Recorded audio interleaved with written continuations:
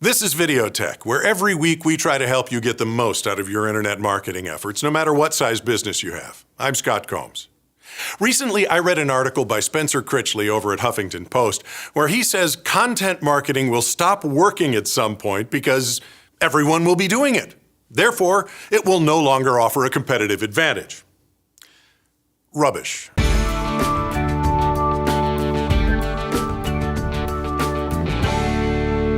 I have at least several problems with this theory in which Mr. Critchley introduces a concept called the fallacy of composition. I'll quote from his article linked below.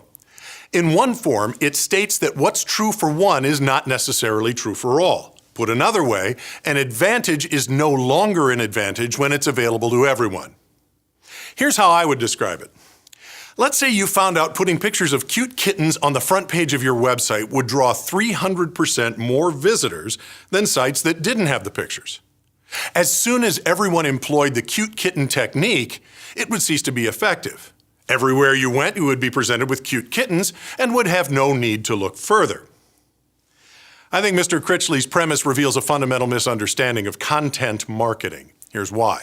One, he's reducing content marketing to a technique, like cute kitten pictures, and ignoring the substance of the content, which is more or less unique to the business or business category and valuable to the consumer.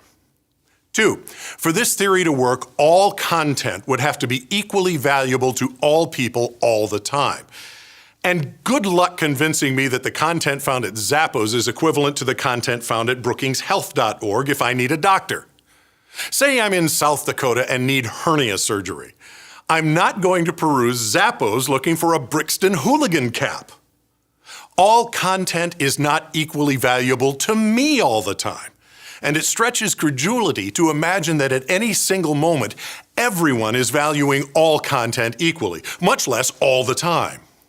People's needs, wants, and desires, not to mention circumstances, are more complex than that. Which brings me to point 3.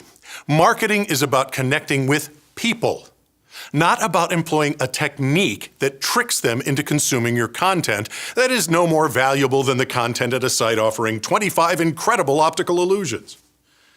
Content marketing is people, not technique.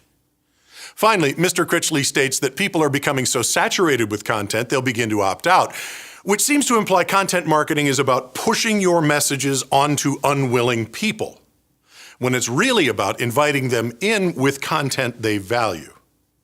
When was the last time you heard someone say, I really like this stuff, it's interesting and valuable, guess I'll have to opt out? I'll answer that. Never. On the other hand, if you were to say people want less garbage content, I couldn't agree more.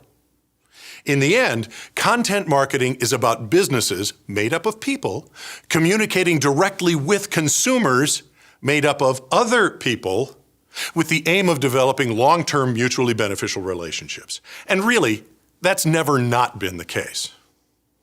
You can leave comments, questions, and more on the blog at YouTube or at the email address on the screen.